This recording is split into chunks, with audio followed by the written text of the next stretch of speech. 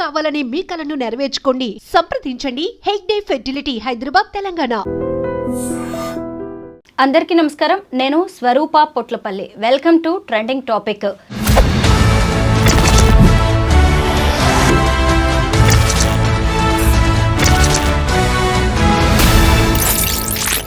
చేతికి అందికి వచ్చిన ఆడపిల్లలు తల్లిదండ్రుల కలలను కల్లలు చేస్తూ అనంతలోకాలకు వెళ్ళిపోతున్నారు.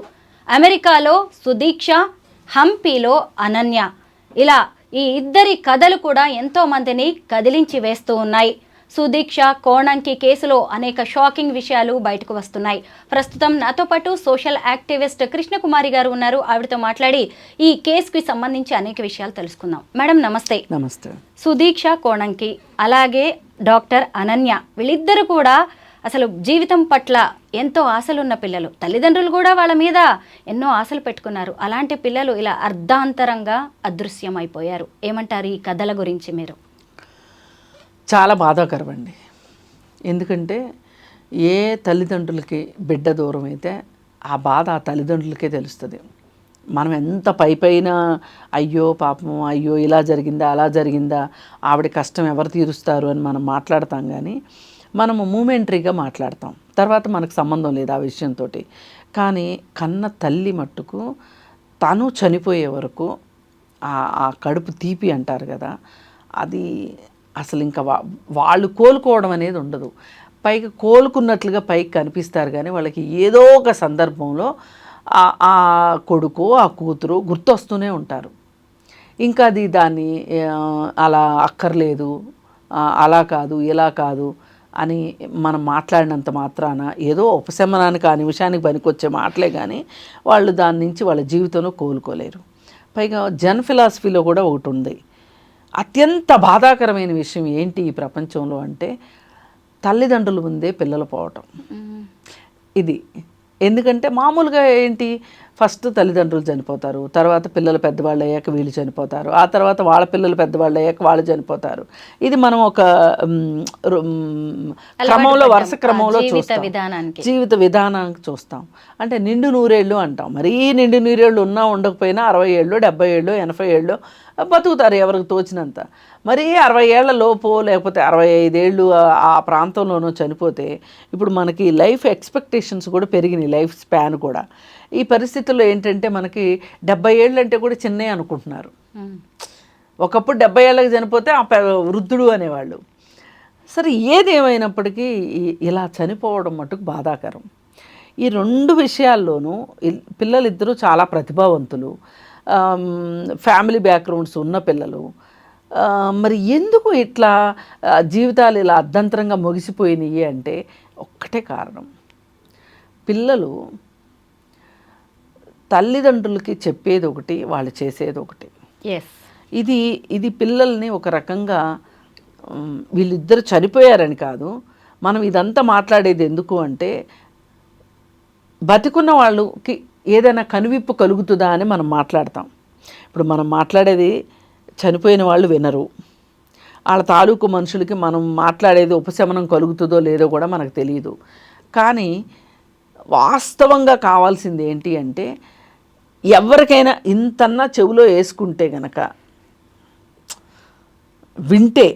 వినదలుచుకుంటే, అర్థం చేసుకోగలిగితే యంగ్ జనరేషన్ ఏం ఆలోచించాలి అనేదే ఇక్కడ పాయింట్. ఈ యంగ్ జనరేషన్ ఏం ఆలోచించాలి అంటే, నేను ఇప్పుడు ఒక పని చేయబోతున్నా, దీనివల్ల నాకేమైనా అపాయం జరుగుతుందా, నాకేదైనా ప్రమాదం జరుగుతుందా, నేను చేసే పని కరెక్టా కాదా, చట్ట వ్యతిరేకం అవునా కాదా, ఇలా ఒక 4-5 రకాల ఆలోచనలు కనుక వచ్చాయనుకోండి, వాళ్ళకి ప్రమాదం జరగదు, వాళ్ళు తప్పు చేయరు, వాళ్ళు నలుగురిలో అనవసరంగా మాటలు పడరు. ఇవన్నీ చూసి తల్లిదండ్రులు ఏడవకుండా ఉండాలి అంటే ఒక్కటే మార్గం, మీరేం చేస్తున్నారు మీకు క్లారిటీ ఉండాలి. మీరు ఎవరితో ఉంటున్నారు, ఎవరితో ఉంటున్నామో వాళ్ళు ప్రమాదకారులు కాదు అనే క్లారిటీ ఉండాలి. అలాగే మనం ఏమి నష్టపోతాం ఈ పని చేసినందువల్ల అనే దాని విషయంలో క్లారిటీ ఉండాలి. అలాగే నా జీవితంలో నాకున్న లక్ష్యం ఏంటి, ఆ లక్ష్యానికి నేను చేయబోయే ఒక అది ఎంటర్టైన్మెంట్ అనండి, హ్యాపీనెస్ అనివ్వండి, లేకపోతే చిల్ అనివ్వండి, ఇప్పుడు చాలా మాటలు వచ్చేసేసినాయి కదా, హ్యాంగ్ అవుట్ అవ్వటం, ఏదన్నా చెయ్యండి మీరు. కానీ ప్రతిదానికి ఒక లిమిట్ ఉంటుంది, ప్రతిదానికి ఒక లిమిట్ ఉంటుంది. ప్రమాదంలో పడని స్థాయి ఒకటి ఉంటుంది. అమెరికా అయినా అనకాపల్లి అయినా అపాయం ఒకే రకంగా ఉంటుంది. ఎందుకంటే మనం వెళ్ళిన ప్రదేశంలో అది మనకి అపాయం జరగని ప్రదేశం అవునా కాదా అనేది చూసుకోవాల్సిన బాధ్యత మట్టుకు మనదే. కనీసం తల్లిదండ్రులకి సరైన ఇన్ఫర్మేషన్ ఇస్తున్నామా, మనం ఎవరితో వెళ్తున్నాం, మనం ఆ వెళ్ళే వ్యక్తులు మనకి ఏదైనా డేంజర్ ఉంది, ఏదైనా అపాయం ఉంది అంటే వాళ్ళు మనల్ని రక్షించే వాళ్ళేనా, అసలు మనం చేస్తున్న పని కరెక్టేనా, అసలు ఇవన్నీ ఆలోచించుకోవాలి. ఇప్పుడు ప్రమాదకరము అన్నప్పుడు పక్క వాళ్ళు రక్షించలేదు అనేది కూడా మనం అనలేము.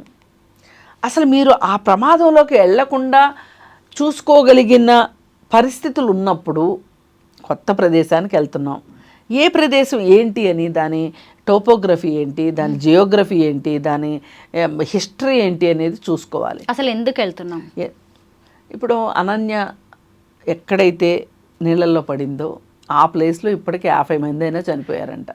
చూడండి, దాని హిస్టరీ అసలు విషయం తెలుసుకోలే.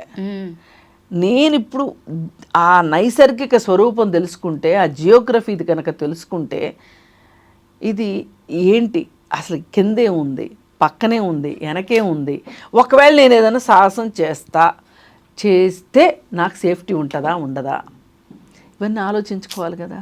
ఇప్పుడు మనం ఆ అమ్మాయి దగ్గరికి వెళ్దాం, సుదీక్ష కోణంకి. ఇలా టూర్లకు వెళ్ళడం చాలా సర్వసాధారణం.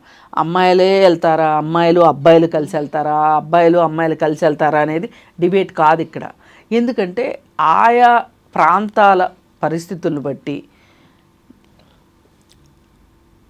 ఇప్పుడున్న నాగరికతల దృష్ట్యా ఆడపిల్లలు మగపిల్లలు కలిసి వెళ్ళడం అనేది పెద్ద వింత విచిత్రం కాదు.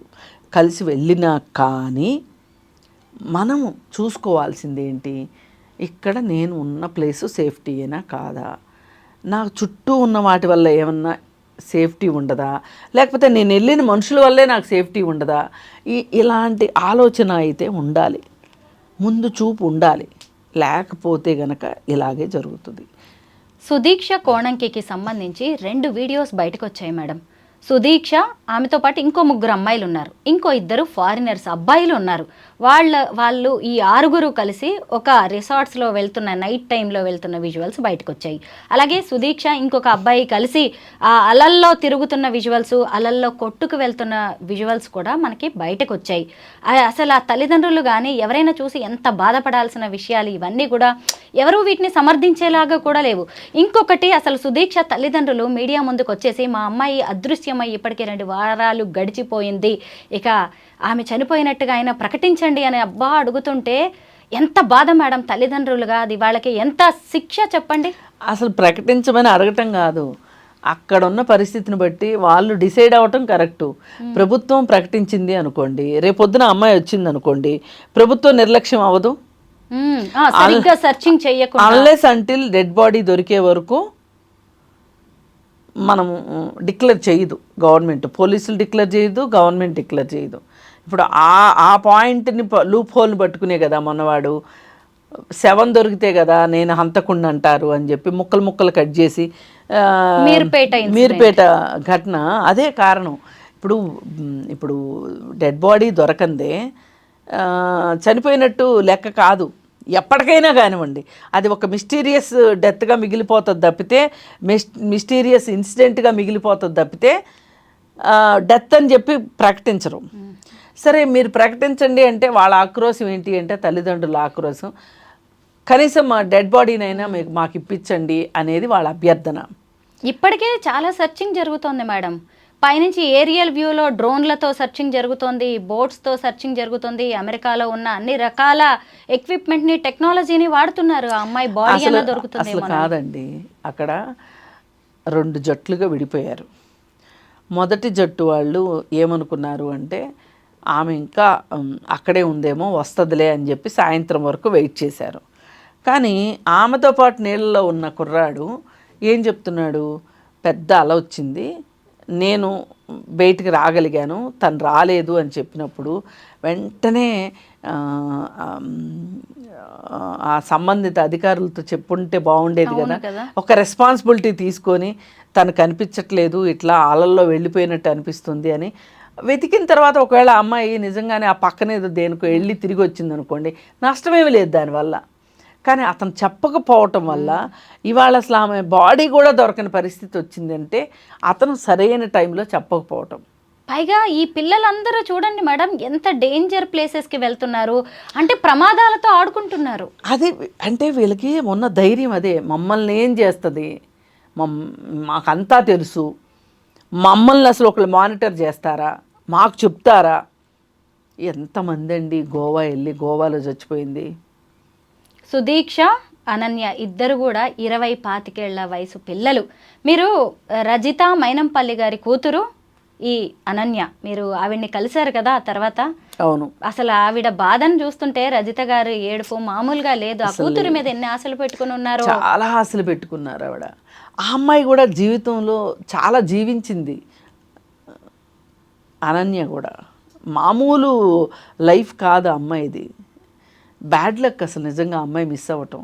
ఎందుకంటే ఆ అమ్మాయి వేసిన డాన్సులు కావచ్చు, నేర్చుకున్న విధానం కావచ్చు, అదేదో టీవీ చూసి తెంగరే గంతులు వేయడం కాదు, ఒక గురువు దగ్గరికి వెళ్ళి పర్టికులర్గా నేర్చుకొని ఆ డాన్సులు వేయడము, ఆ ప్రోగ్రామ్స్ ఇవ్వడము, అలాగే పేద పిల్లలకి చారిటీగా చెయ్యడము, ఇలా ఒకటేంటి రెండేంటి ఆ అమ్మాయి జీవితం అంతా మొదలు నుంచి చివరి వరకు ఆ అమ్మాయి పట్టుదల కావచ్చు, ఆ అమ్మాయి ఆ విల్ పవర్ని తక్కువ అంచనా వేయటానికి వీల్లేదు.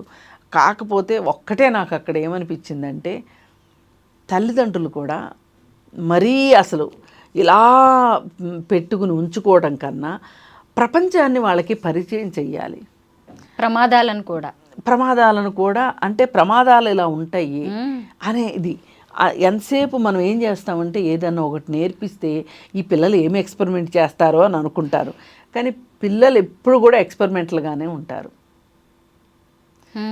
ఏది ఏమైనప్పటికీ ఇక్కడ మనం ఒక్కటే మళ్ళీ మళ్ళీ ఎంత మాట్లాడుకున్నా ఒకే ఒక్క విషయం ఏంటి అంటే, పిల్లలు ఇప్పుడు తల్లిదండ్రులు పద్దాక వాళ్ళ వెనక వెళ్ళలేరు, మానిటరింగ్ చేయలేరు. ఇట్లాంటి పరిస్థితుల్లో ఇంత చదువుకున్న తర్వాత కూడా వాళ్ళకి వాళ్ళేం మరీ 8వ తరగతి 9వ తరగతి పిల్లలు కాదు, కాస్త పెద్దవాళ్ళు అయ్యారు. మా మీద ఒక బాధ్యత ఉంది, ఒక రెస్పాన్సిబిలిటీ ఉంది అని వాళ్ళు ఎందుకు ఫీల్ కాలేదు?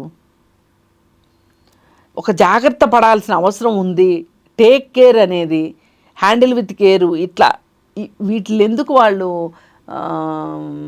పట్టించుకోలేదు అని అంటే అదొక జోష్ అంతే. మొత్తం మీద సుదీక్ష, అనన్య తల్లిదండ్రుల కడుపు కోతను మాత్రం ఎవ్వరూ తీర్చలేరు.